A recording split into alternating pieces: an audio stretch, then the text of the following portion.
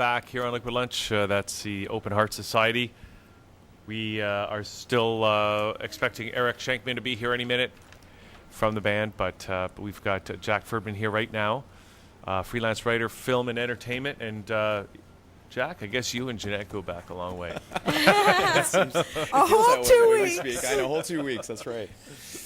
Really? It's only been 2 weeks? Yeah. It's only been 2 weeks, and I feel like I know. Oh, man, it was such a long story for only 2 weeks old. I know. But, I know. It's great to be here. Yeah, great to have you. And it's good to have you. So TIFF makes $180 million for the city. It does. And you've had the pleasure of seeing great movies for 8 days straight? It was 11 days, actually, from 11 the 8th to the days? 18th. It feels like forever. Tons of movies. Not all great, but yeah, there are some special ones. So let's talk top 10 picks, the ones that you really recommend that you think are going to do great at the theater, and the ones to avoid.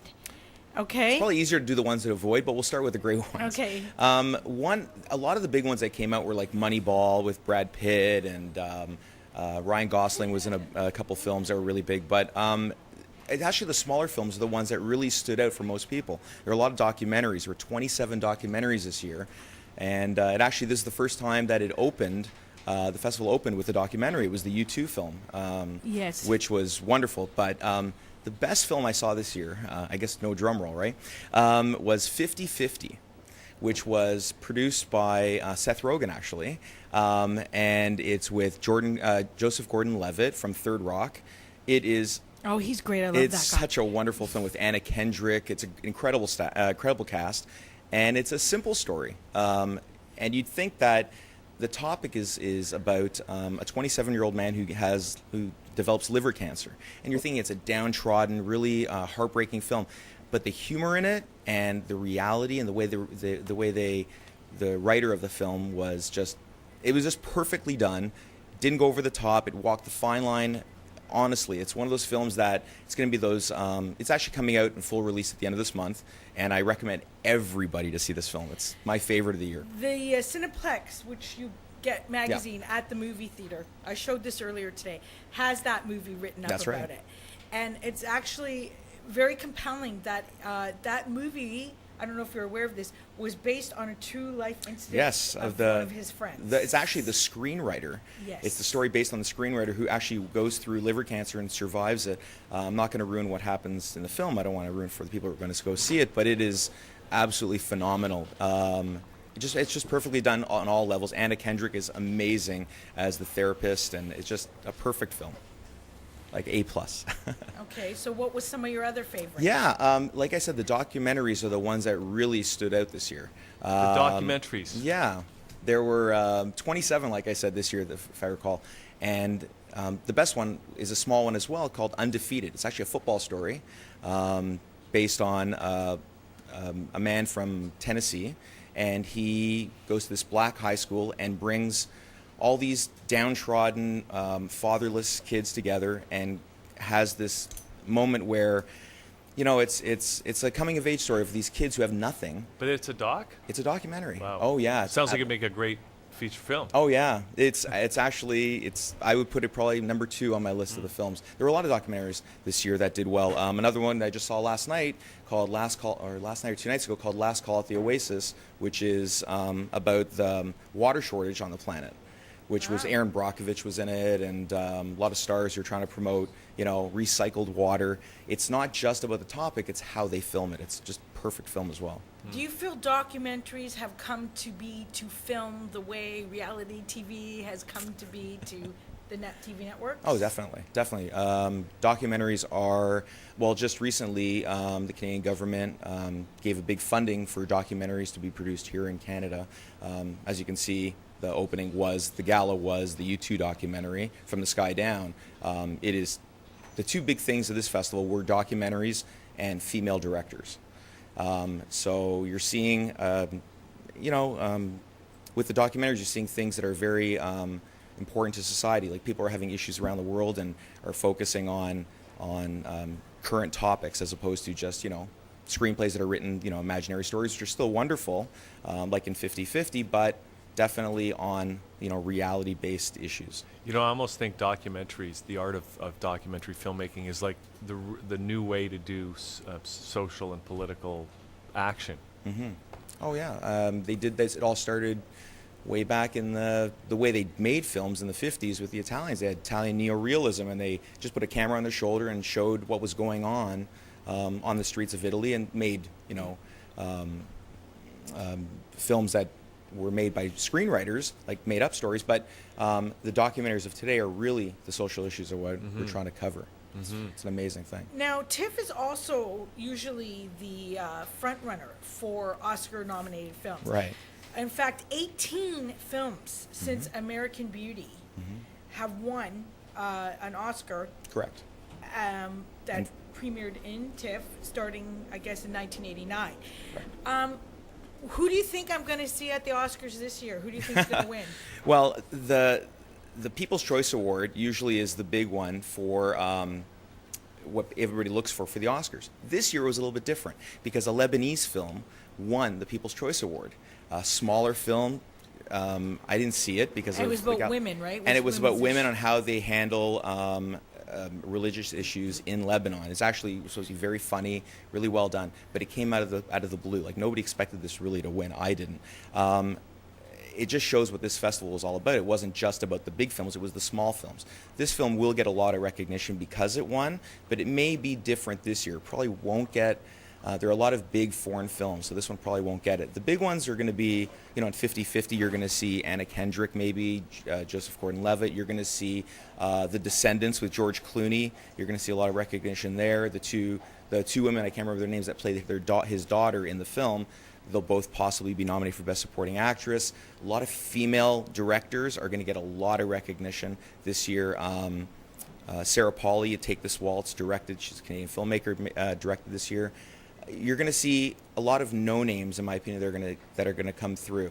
The big films are going to make the money in the box office, but the high quality films were the smaller films this year. Yeah. Okay, so speaking of women in film and women directors, were you able to see Jennifer Garner's Butter?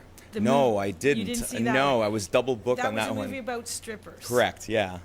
So you can't make any comments I about can't that? make a comment on something I haven't seen, but I will definitely see it, yeah. Okay, I was impressed by the fact that she came to Toronto to Yeah. walk the red carpet, even though she's like about 7 months or 8 months pregnant now with the third child with her and Ben Affleck. Yeah, I know. And also, Kathy Griffith was there, too. Yeah. They were at the In-Style party. Were you able to get to the Vitamin Water rooftop? No, the Vitamin Water I couldn't. We spoke about that. I couldn't get to that one. The big one I went to was through Astral Media, was in the first one, the U2 documentary. I got to the party at the Liberty Grand.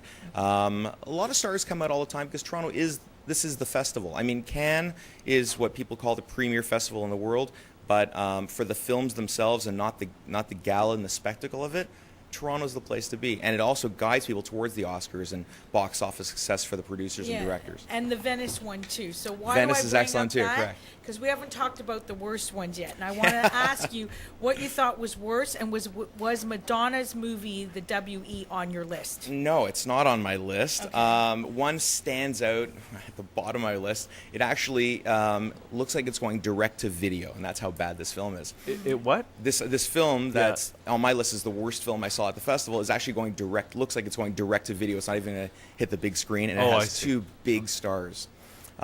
Trespass with Nicolas Cage and Nicole Kidman. Oh, that wasn't a good film? It is one of the worst I've seen in years at the festival. There was the writing, the action. I mean, everything about it was horrendous. And stories go with. Unusual for those two. Not lately with Nicolas Cage, actually, because Nicolas Cage, as we all know, it's public knowledge, he went bankrupt recently. So he's been doing film after film just to recoup a lot of his income. Yeah, and personal he's a bankruptcy. Coppola. Right. Yes. He is. He's a Coppola. His real name's No, Coppola. I know that. Okay. He is. But yeah, so that's a pretty bad film. Familiar to start making the films for him. You know? That's true. I'm sure he. Didn't Francis go bankrupt as well? Make an Apocalypse Now? Yeah, for something like that. Yeah, but he was there as well. But his daughter Francis Ford does Coppola well. did a film as well this year called Twixt with Val Kilmer, which was also didn't get rave reviews. I didn't get to see that one. But it's a horrible film. It's actually going to go right to video, they say. Really? And, Yeah. and that's very unusual for Nicole Kidman. Nicole because Kidman, she yes. usually has top rated She's a films. wonderful actress, yes. But it was, I don't know. I don't think she needs the money. She'll be fine.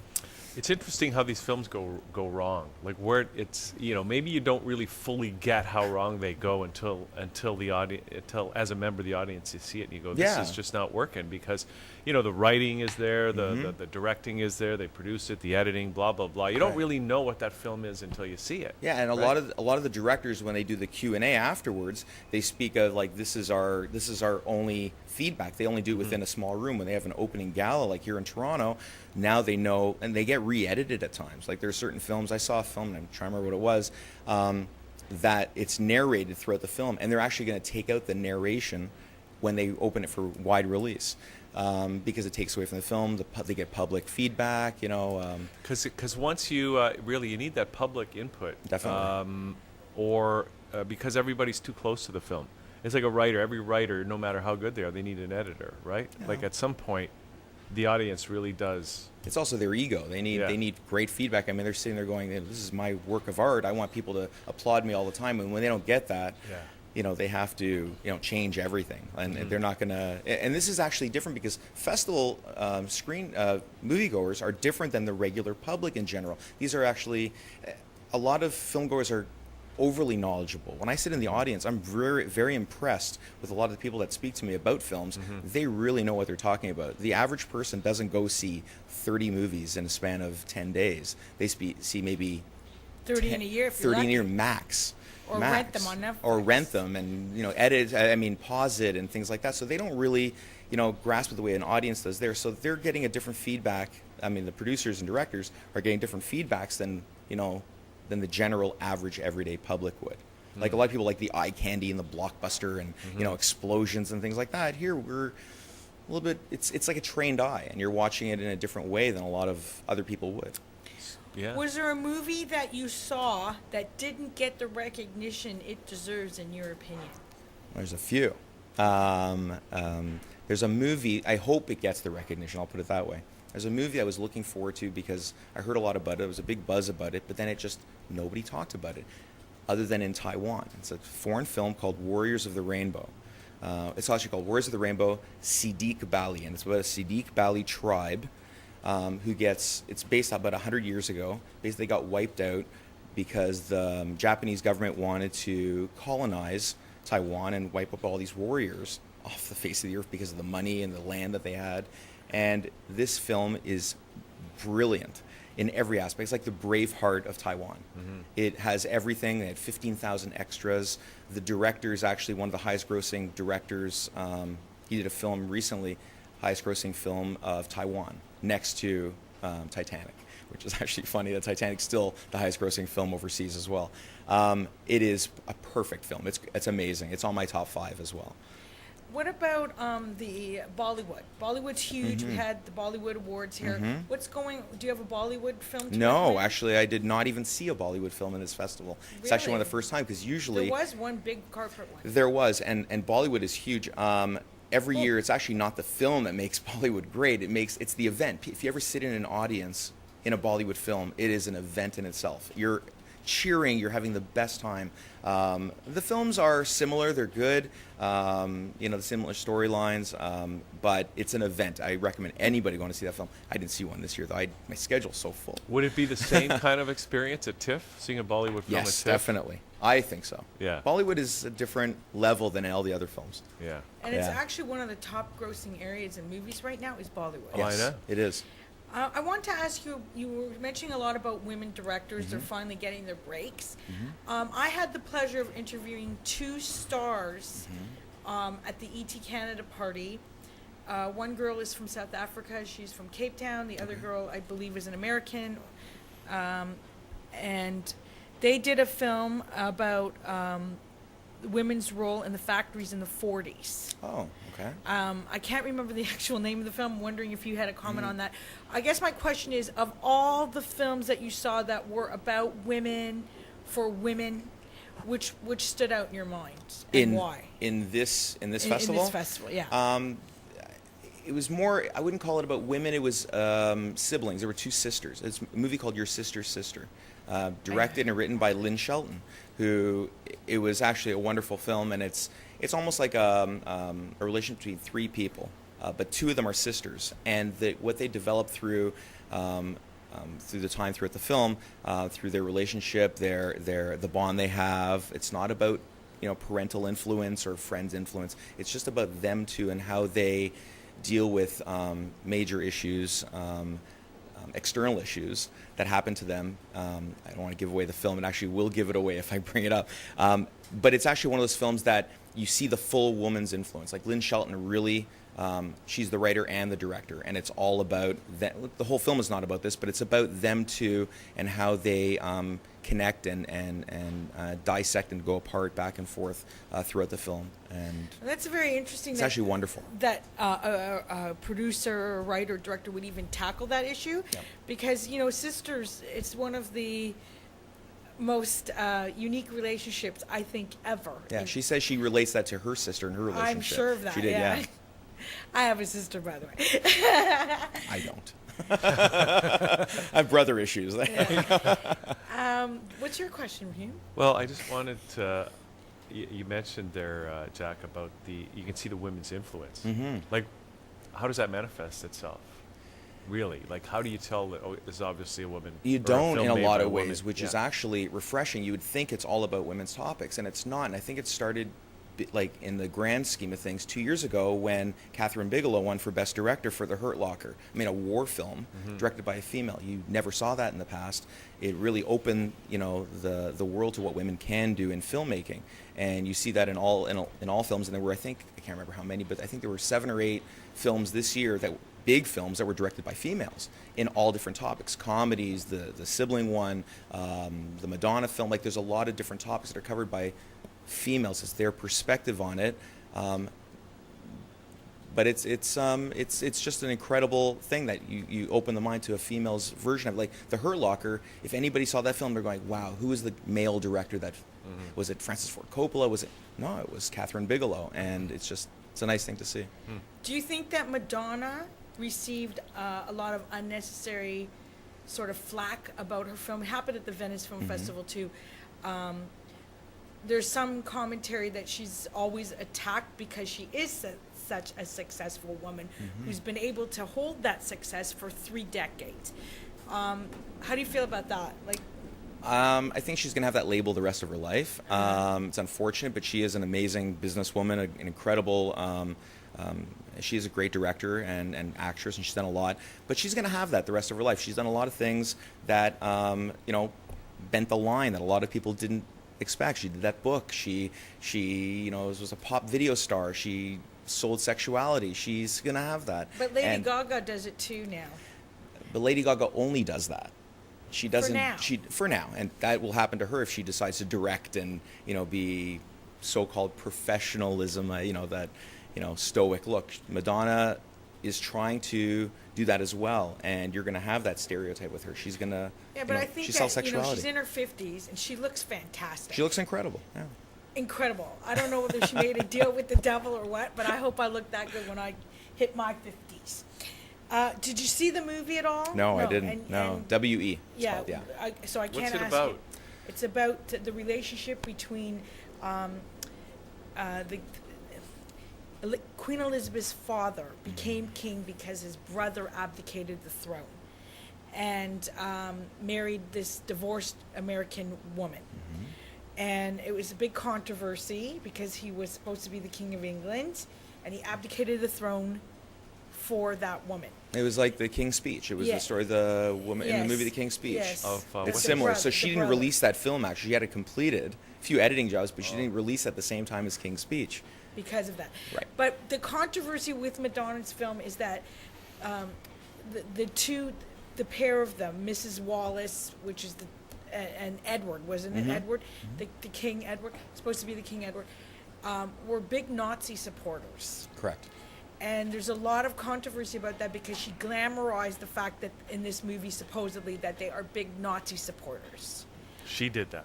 In the movie, yeah. And that's why she was attacked for what she did in it.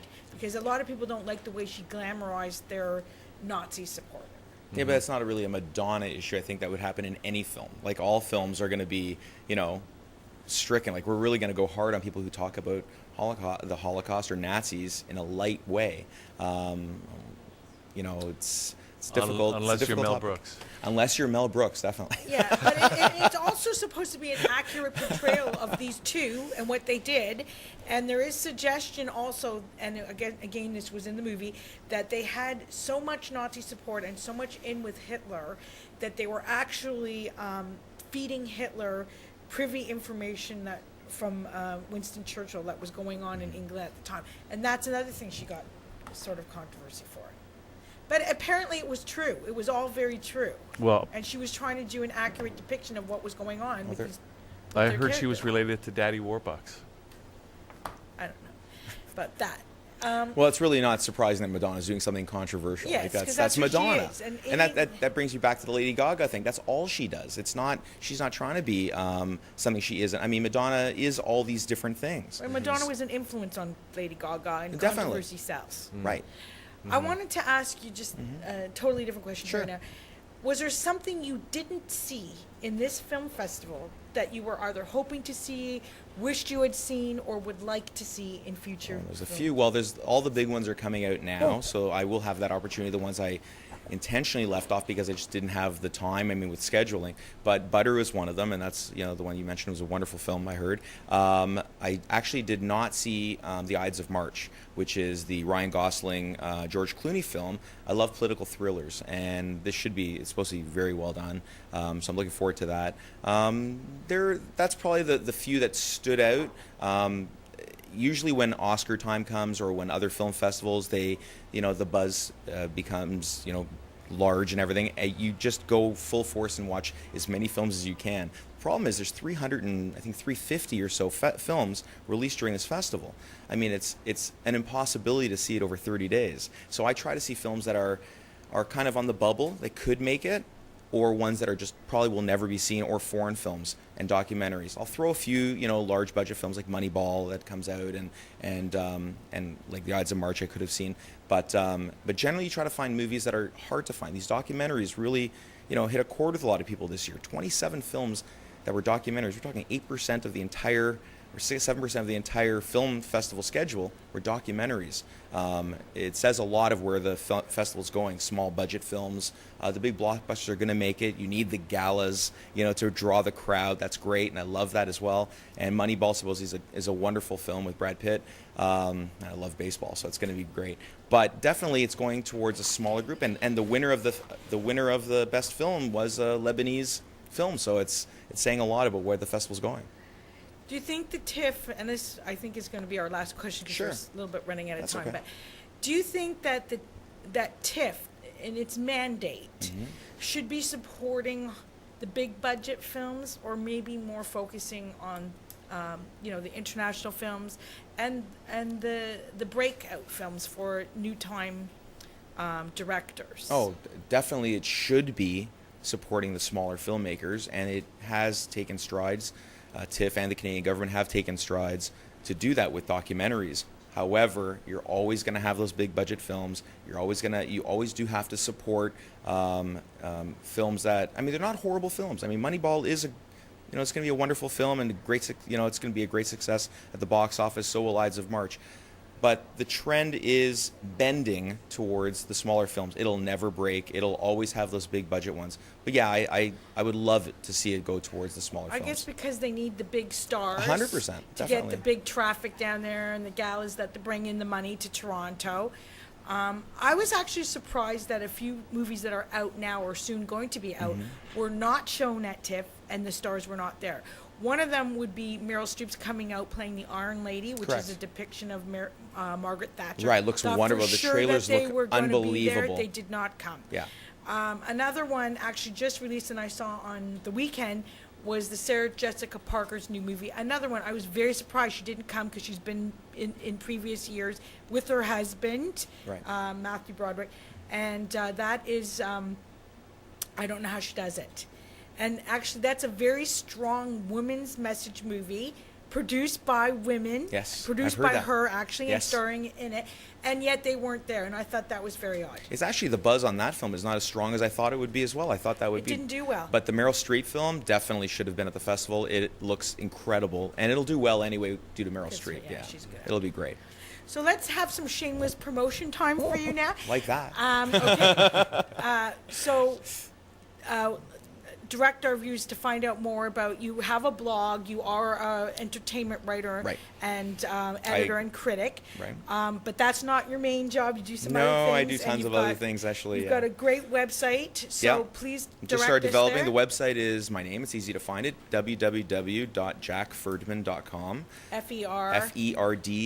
FERDMAN.com. On that, you can actually contact me directly. There's a contact section, so if you want to ask any questions, any films you want me to review, whether it's current or old films. I'm a big fan of old classics. There's a classic film festival coming up, so that's my site. What's your favorite movie of all time? Everybody asked me that. I was wondering when that was coming.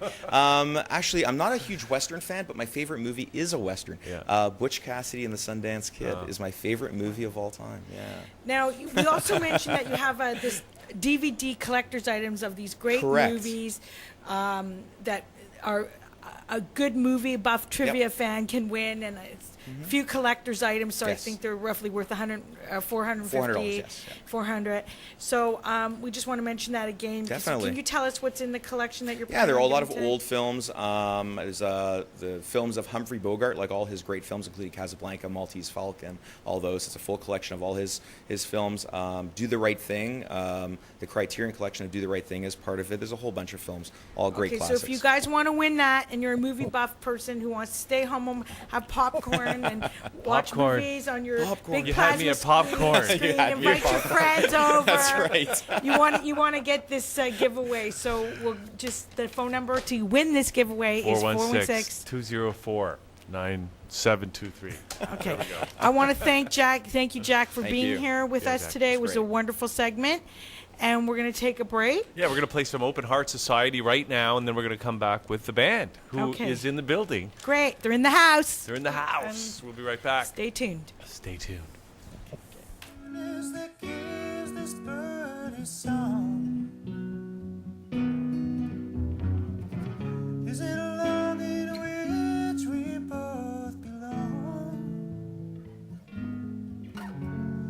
Love you, straight as the line of dawn, but your heart be filled with song, a song of you. Down this dust, down this clay, you can't hold